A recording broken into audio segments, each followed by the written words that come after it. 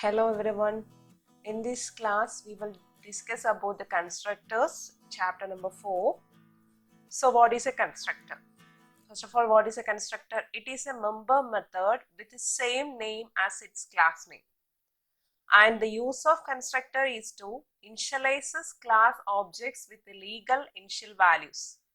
It has no return type, even void. So just as we can check an example here. This is a class. Class name is student.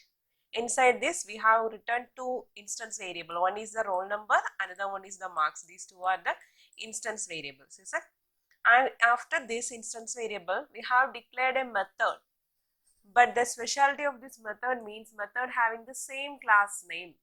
So this is known as constructor. Method having same class name is known as constructor. So how we can explain? A constructor is a member method with the same name as its class. Then what is the use of this constructor? To initialize class objects with legal initial values. So here I have given student of, this is the constructor, and open the braces, we need to initialize the instance variable. We have to initialize the instance variable if we are specifying. So roll number belongs to integer data type. So what is the default value of integer? 0, that you know. What is the default value of float data type? 0.0. That's why we are initializing with the default values. So this is known as constructor. So what is a constructor? Constructor means that is a member method of the class having same name of the class. It is a member method. Member method means inside the class we are writing a method, but it has the same class name, then it is known as constructor. And one more point, when we are writing a method we should specify a return type, is it? Example, we are writing a add method, we need to add two values. So how we will write? Return type is specified in the case of method, but void return type is specified. But in the case of constructor it has no return type, even void. This is very important one. All of you have to remember this point when you are writing the program. And for the 2-mark questions also, constructor means there is no return type. Here we didn't return any returns, isn't return type or data type specifying the method, because constructor means it has no return type, even void. Void also we can't write it. Okay. So what is a constructor? Constructor means it is a member method with the same class name, and it initializes the class objects with the legal initial values, or we can tell it initializes the instance variables values with the default values, and it has no return type, even void. So how the program will work? In the program how we will write? So class student, these are the program course snippet, you know. These are the instance variables, and this is a constructor. Constructor means to initialize the instance variables that we have initialized. Then inside the public static void main of, just we are creating an object. Do you remember during object declaration statement we have 3 steps. One is object declaration, second one is the instantiation, third one is the initialization by the constructor. So this constructor means here we have declared, or here we have written, this one is the constructor. So how the constructor is invoking? When the constructor is invoking? When it is invoking? Constructor is invoking during the object creation. When we are writing an object creation statement, during that time the constructor is creating according to that particular class. Default constructor is creating. Okay. So this way we will write in the program. So now, okay, next we can see the differences between constructor and method. They are different from one another.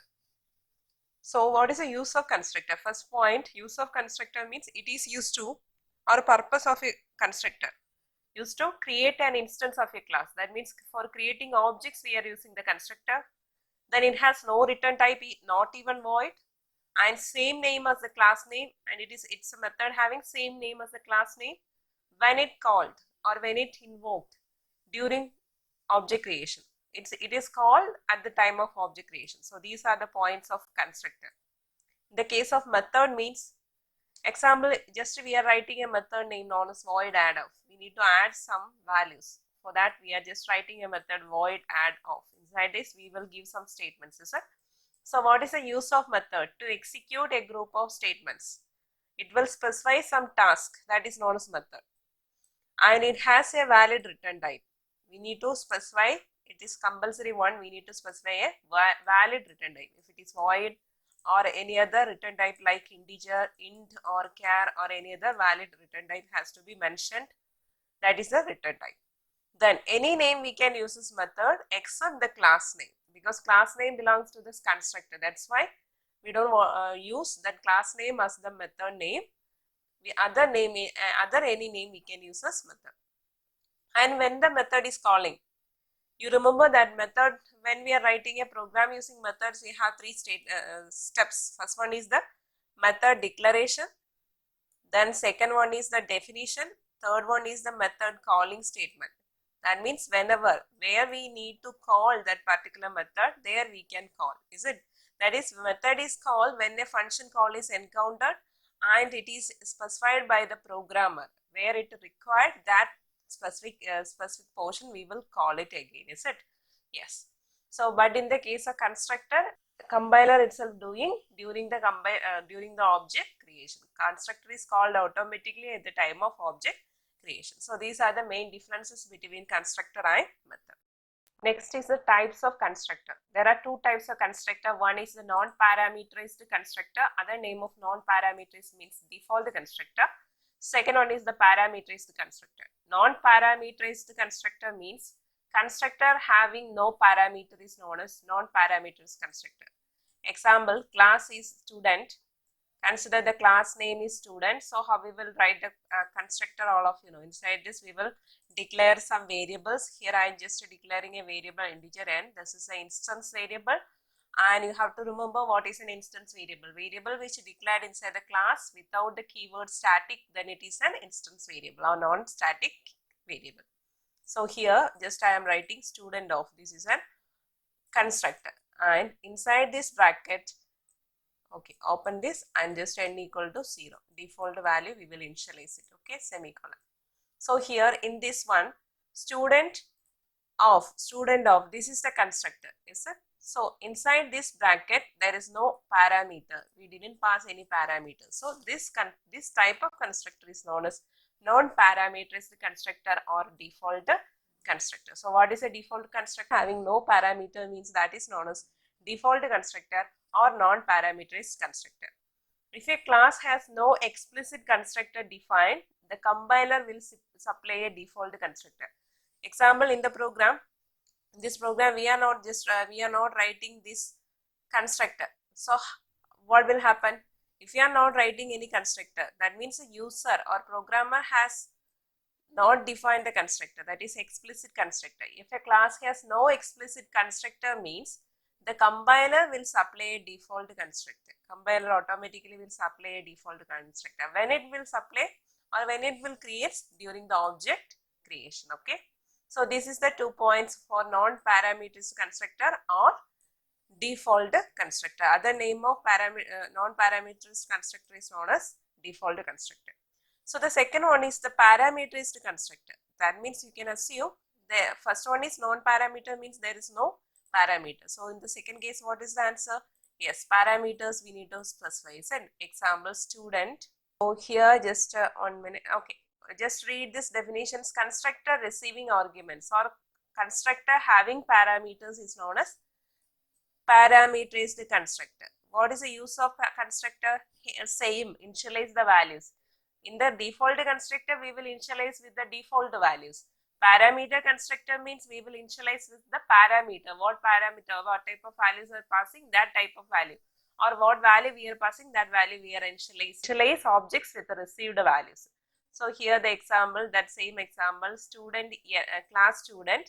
Inside that we are just writing int n is the variable.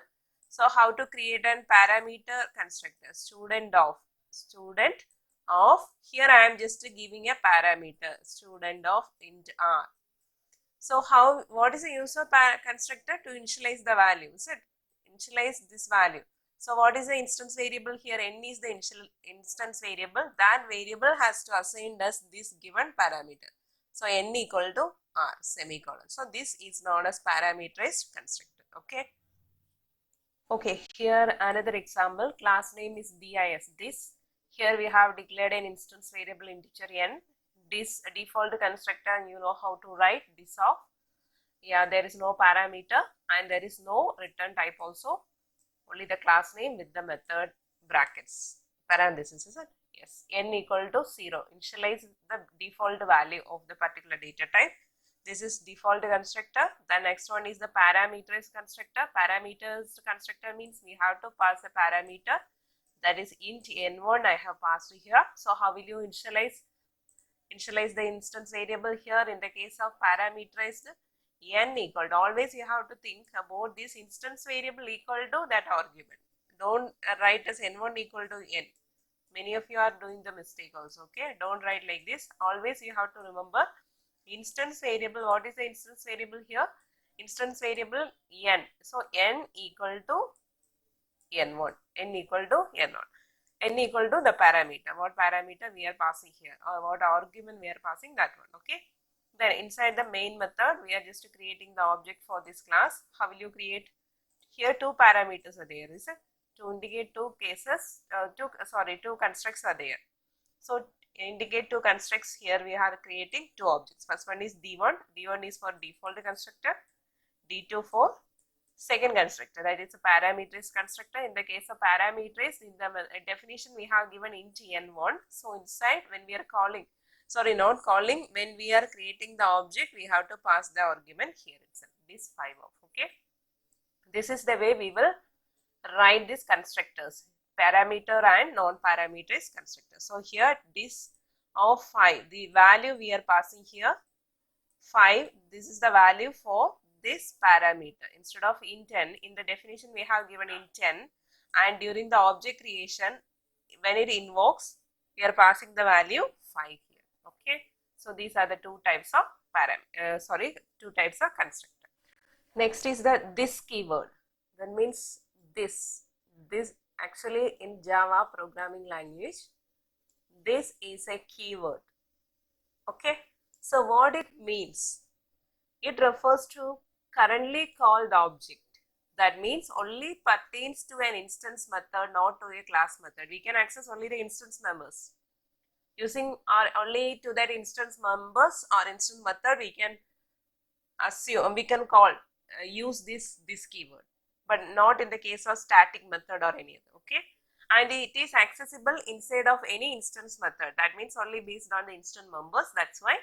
And this reference stores the address of currently calling object.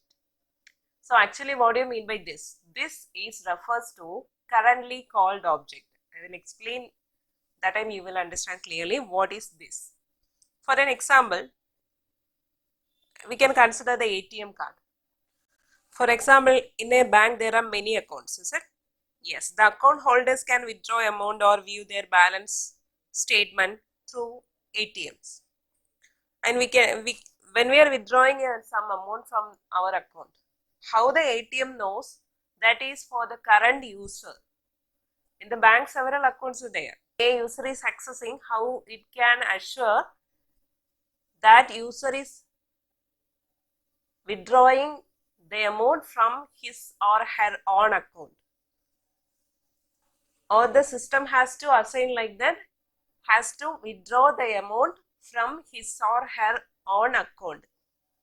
So bank having several accounts, and the system has managed like he has to, or the person has to withdraw from the specific person's account only. That means his or her own account only through ATM. So how the systematic, how the software is updating. Example, if a person A has been withdrawing some amount from his account, from the ATM, when we are entering the pin, ATM recognize, and what it has given, it has allowing to withdraw. It is withdrawing the amount, and the same message is updated to our mobiles and the email IDs.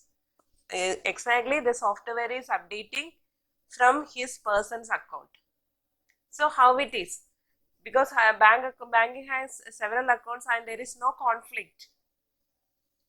So how it is managing this one? Okay, by this is the concept, okay?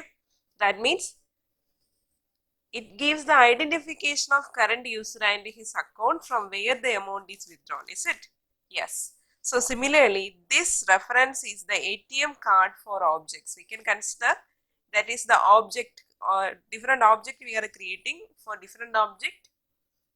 ATM card is, which one is the ATM card? This is the ATM card for which identifies the currently calling object. Now you understood, I hope, because different bank accounts are there. A particular person is withdrawing some amount from his or her account, some identification of current user and his account from where the amount is withdrawn. So this is based on the concept of this reference. Okay, that means another example we can tell, we have a class and we have created 5 objects, and you know instance variable and class variable is, what is the difference? When instance variable, when we are declaring instance variable means it will create 5 objects, means it will create 5 copies of this instance variable. But in the case of static means it will act as a single copy. Here it is creating as a 5 different copies of instance variable for these 5 objects. So how the program can understood which object we are referring. Example D1, D2, D3, D4, D5, 5 objects we have created, and each one has, all of it has the same instance variable n.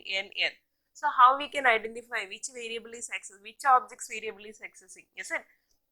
In that case we are preferring or referring the term is known as this. So in that case we are using the keyword is known as this. Okay, now clear? So this is the keyword refers to the currently called object. By that way we are using this. So here this class, this the same example, this is the class name, instance variable n we have declared as instance variable and created 3 objects D1, D2 and D3. So instance variable means it can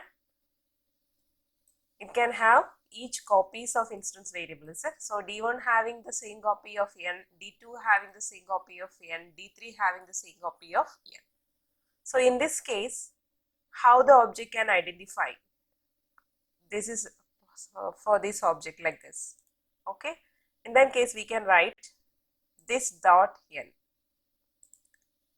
and on this dot n is indicating, so here I am just giving the parameter n1, the same parameter n1. So how will you identify for the multiple objects, or which one is for that particular currently called? So based on this keyword, this dot n equal to n1. So that is referring to the currently invoked object. Which object we have invoked currently, D1 or D2, which one is invoked currently, that object is referred by this keyword, by the keyword this. Okay, in another way we can tell, this is the important one point of this keyword, and in an easy way you can understand. Example, if consider this instance variable also n, parameter also n, then how it can identify which one is n, another one is n. Here also having some conflict, is it? So to avoid this we can use the keyword this dot n. So this is indicating, this dot n is indicating what? This always accessing the instance variable. All of you know that instance variable or instance members only it is indicating by the keyword this. So we can write this dot n equal to n, because both are having the same variable name. So to avoid the conflict we can write this dot n is indicating the instance variable equal to the right side the parameter what we have given in the constructor. This way also we can refer the keyword this. So what are the uses of this? This refers to currently called object. Now you understood how it is currently called object?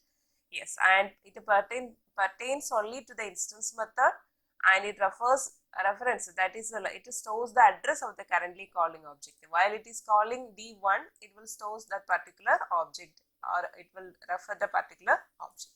Okay, so this is the use of the keyword this. The next one is a temporary instance. Temporary instance means temporary object. We are just creating a temporary object. So explicit call to a constructor. explicit call to a constructor allows us to create a temporary instance. Temporary instance in the sense, after the execution, the compiler will immediately delete that instance. Compiler deletes it after use. Then the temporary instance are anonymous. No name, we are not specifying any names. That is known as temporary instance. So in a code snippet, how we will write, is it? So you know how to write a class, sorry, object. Class also you know how to write, is it? Yes. So here I am just considering class name is student. Student s equal to new student now. This is the common way we are writing or creating an object, is it? Yeah. And student of that you have to write, okay?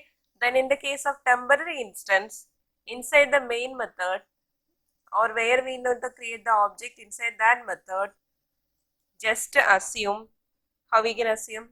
New, using the keyword new, sample, new student of any value. If you want to pass that value, if you want to access by this object, means we can access dot print off.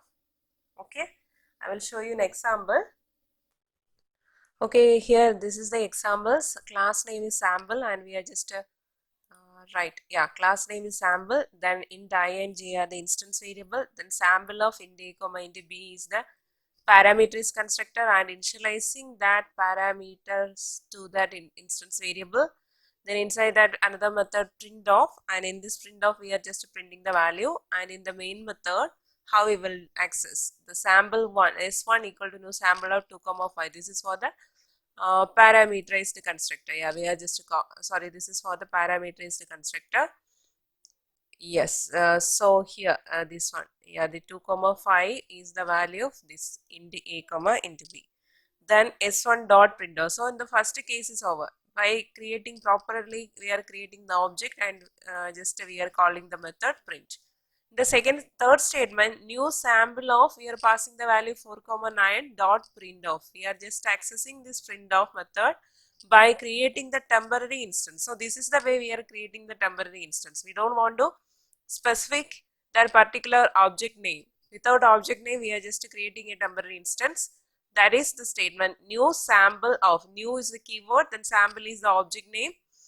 Sorry, sample is the class name or the constructor. 4 comma 9 parameters constructor we have defined. That's why we are just passing the value 4 comma 9 dot print of. Print of method we are accessing here. So after this execution, compiler immediately delete this method. Which method? Sorry, not method, delete this object, temporary instance. This one it will delete automatically after it invokes. So it create a temporary instance which invokes the print method, and this is known as temporary instance. Yeah, this is this method. It will use inside a constructor calls in another constructor same class. An example here. Hope you can see this. Class name is constructor overload. Inside that two variables we have declared.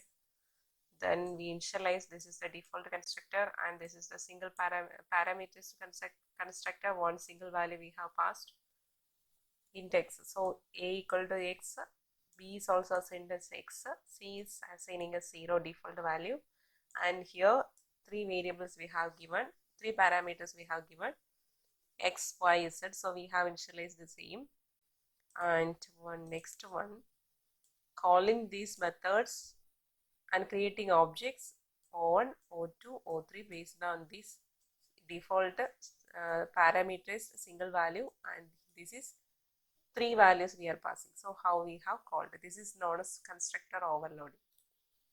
So in this constructor overloading means, you know, function overloading. Function name is same but different arguments. Function signature is different. Is it the same also? Constructor overloading, constructor signature is different, the name is same. Types of initial values and different number will be there. So this is the concept of constructor overloading. So here also constructor, single constructor, sorry, non-parameters constructor, parameters constructor, and parameters constructor with the three arguments. So this is the way we will write constructor overloading. And one more thing, what is the use of this keyword here? Just assume we are just Here we have declared two variables, and in the initialization we have given three variables. In the declaration part we have given three variables, and in the constructor we are passing only two arguments. That means the third one is missing. So third one we can give it as the default value. And how we will access this constructor? So inside another constructor, inside this constructor, in index, inside this is the fourth constructor. Consider this one is the fourth constructor. In this fourth constructor we need to access the third constructor. This is the third one. How we will access? Using this method. So this of x, y are the two arguments has given. In this three arguments are passing. So it's a decency here, is it? So instead of that we will pass 0. So using this keyword we can call a constructor within another constructor of the same class. So this is the very first statement of this method. That means in the fourth constructor, the first statement should be this one. This of x comma y comma 0. After that you can assign any other or any other values, means any other statement you want to write, means that you can do after this, after the statement. Okay, so these are the important points in this constructor. So let's look some programs. Okay, this is the program explaining these constructors. So class name is Q, instance variable A we have declared. Then inside the constructor, non-parameters constructor, I have initialized the value equal to 3.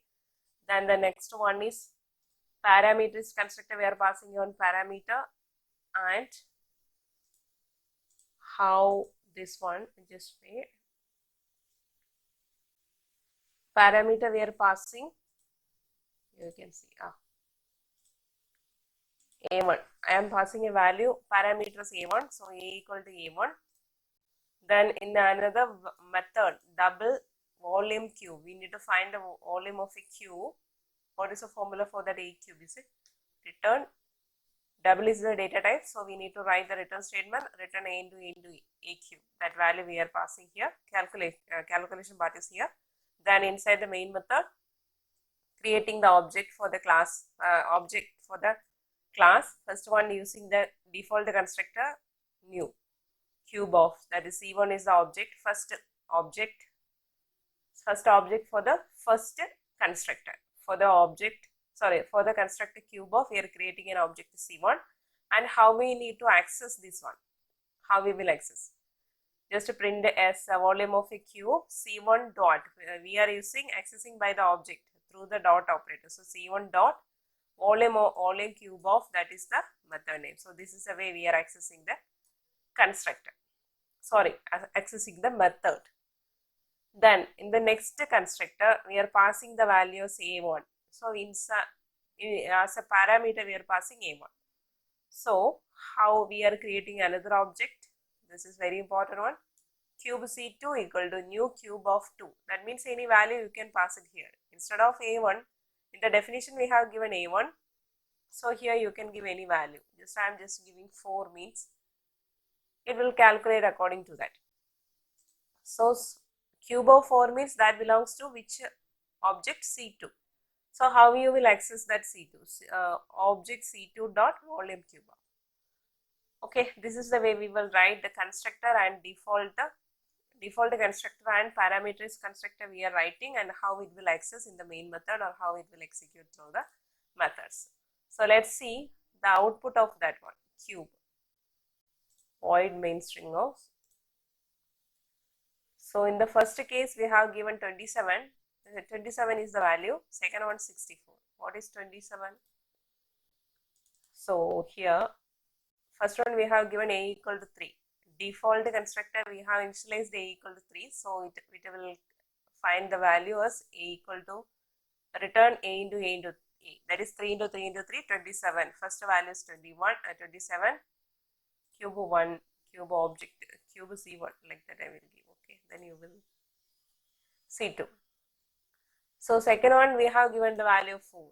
I am just giving 2. So what is the value of that cube? side of the cube is value of a is equal to 2 means what is the value? How it will display 8. Okay. So this is the concept of constructor. Okay, next we will look at function overloading program. You know what is function overloading? Function having same name but different arguments.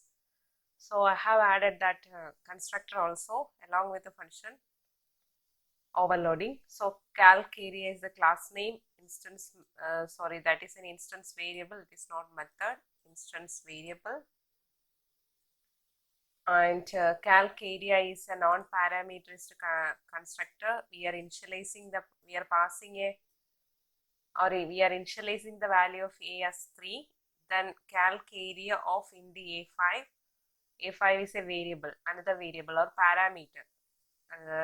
Passing a parameter to this constructor, a is equal to a5. Then the method double area. Method name is area, data type is double. Inside this method, we have two parameters, the float L and float B. This is to find the area of rectangle. All of you know how to find the area of rectangle, length into breadth, is it? That is a formula. This is the return type double. That's why we need to specify the return statement. In the statement itself, I have given L into B. This is a single statement. That's why we can give it like this. Then the next one is area of circle. Area of circle, the same, data type is double, method name is same, area.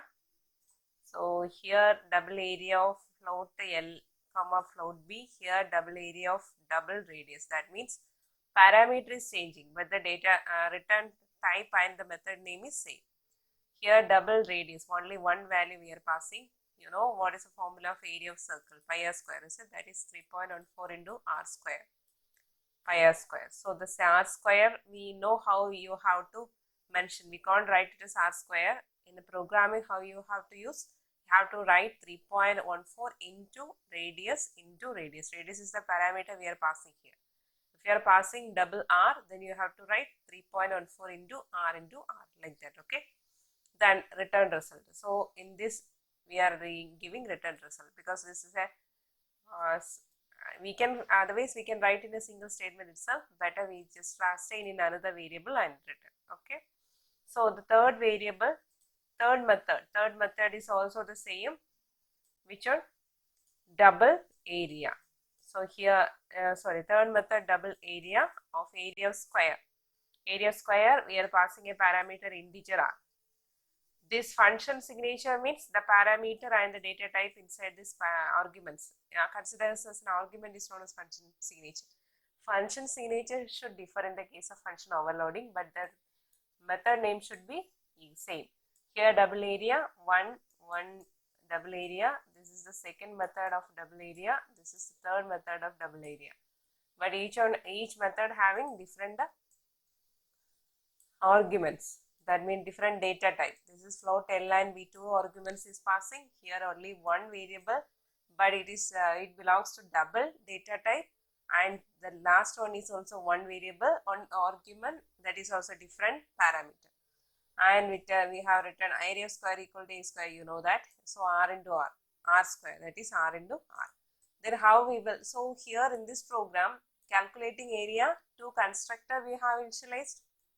Then next one, we are just defined three methods. That is the concept of function overloading. How it will work? Just to create an object of calc area a1 equal to new calc area of, you can give it like this, or how you have to give. In the second case means int a5. Second one, how you will create two parameters are there. So parameters, not two constructors are there. So how will you write? Calc area of area a2 equal to new calc area class name and of method name. Second, this is what, yes, this is what the parameter is known. So instead of int a5, we have to pass one value there. So here we can pass it as any value. I am just giving 4, okay, semicolon. Then you have to access different for this one. So using the first object, how will you access this function overloading concepts. Area square A1 dot area of 3. That means the first one. Area of 3 square. Where is this square? Square this one. So here we are accessing. We need to pass only one value. That is an integer data type we are passing. That is area square A1 dot area of 3. Then the second one, area of circle A dot area of 3.5. 3.5 means that is a double data type that we are passing here. And the last one is 5,4. That means it is for the rectangle. So float L into B, length into breadth, the two values we are passing.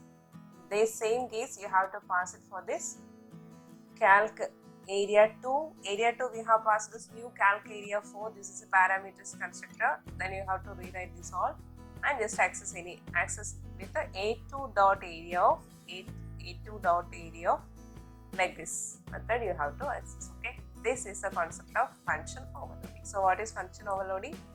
Same function name but different arguments is known as function overloading. So in this program we have discussed about the function overloading and the constructor. So this is the concept of function overloading. Okay, and you know how to access these functions in the method. How will be the function called. Okay. Here is the example of the same program I have done in Vue.js just to check how it will execute. Calc area is the class name. So,